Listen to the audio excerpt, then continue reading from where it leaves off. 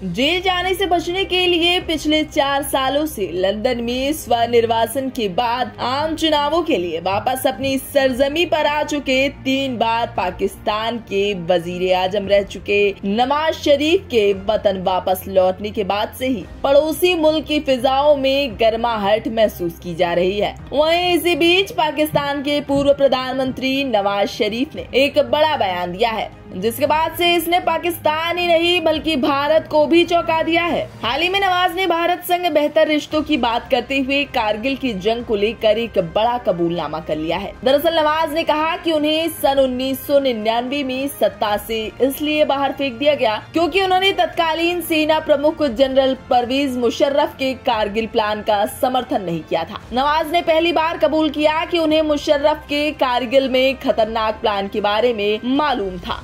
नवाज ने अपनी पार्टी के सदस्यों को संबोधित करते हुए कहा कि मुझे बताया जाना चाहिए कि मुझे सन 1993 और 99 में क्यों बाहर कर दिया गया था, जब मैंने कारगिल योजना का विरोध करते हुए कहा था कि ऐसा नहीं होना चाहिए, तो मुझे जनरल परवेज मुशर्रफ ने बाहर कर दिया था और बाद से मैंने जो कुछ कहा वो सही साबित हुआ। आपको बता दें कि शरीफ अगले साल होने वाले आम चुनाव के लिए टिकट के दावेदारों से बातचीत के लिए लाहौर आए हुए थे। इस दौरान पाकिस्तान मुस्लिम लीग नवाज के प्रमुख नेता नवाज शरीफ ने कहा कि मैं जानना चाहता हूं कि हर बार ही मुझे क्यों हटाया गया। नवाज ने कहा कि उन्होंने इस मसले को सही तरह से संभाला था और मुशर्रफ से कहा था कि कारगिल में जंग नहीं होनी चाहिए। शरीफ ने इस बात का भी जिक्र किया कि जब वो पाकिस्तान के प्रधानमंत्री थे उस दौरान भारत के 2 प्रधानमंत्री पाकिस्तान की यात्रा पर आए थे। पूर्व प्रधानमंत्री ने ये भी कहा कि हमने हर मोर्चे पर बढ़िया काम किया था। मेरे कार्यकाल के दौरान भारत के 2 प्रधानमंत्री नरेंद्र मोदी साहब और अटल बिहारी वाजपेयी साहब लाहौर आए थे। साथ ही नवाज ने भारत और अन्य पड़ोसी मुल्कों के साथ संबंधों में सुधार पर भी जोर दिया था। गौरतलब है कि भारत और पाकिस्तान के बीच मई 1999 में कारगिल में संघर्ष की शुरुआत हुई थी। उस समय पाकिस्तान आर्मी के समर्थन से कुछ आतंकी जम्मू कश्मीर के द्रास सेक्टर में दाखिल हो गए थे। जुलाई में जाकर ये संघर्ष खत्म हो सका था।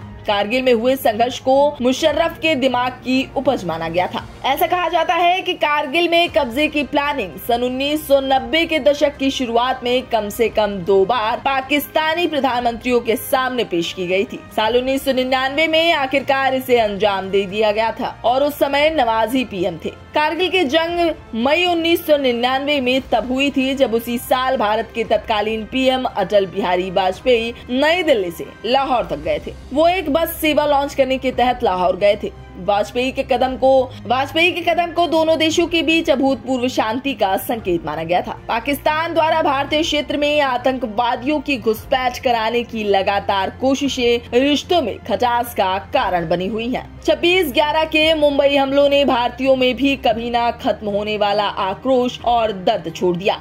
वर्ष 2019 में अनुच्छेद 370 के निरस्त होने के बाद भारत पाकिस्तान संबंधों में भी गिरावट आई। वहीं पाकिस्तान में अगले साल की शुरुआत में आम चुनाव होने हैं। 8 फरवरी को देश में आम चुनाव कराया जाएगा। इसके लिए शरीफ लगातार सक्रिय हैं और चुनाव लड़ने के इच्छुक लोगों से लगातार संपर्क कर रहे हैं और रोजाना उनके साथ बैठकें भी कर रहे हैं। ऐसे में अब पाकिस्तान वापसी के बाद नवाज शरीफ का यूं कारगिल युद्ध का विरोध करने के कारण उनकी सरकार के हुए सैन्य तख्ता पर बड़ा खुलासा करना वाकई सनसनीखेज माना जा रहा है और एक बार नापाक पाकिस्तान की पुरानी कायराना हरकत के जख्म ताजा हो गए हैं। ब्यूरो रिपोर्ट, इंडिया पब्लिक खबर। फिलहाल के लिए इस खास खबर में अभी के लिए बस इतना ही। ये पूरी खबर आपको कैसी लगी हमें कमेंट बॉक्स में जरूर बताएं और देश प्रदेश और दुनिया की तमाम खबरों से लगातार रहने के लिए सब्सक्राइब करें हमारा चैनल इंडिया पब्लिक खबर और बेल आइकन को दबाना बिल्कुल न भूलें।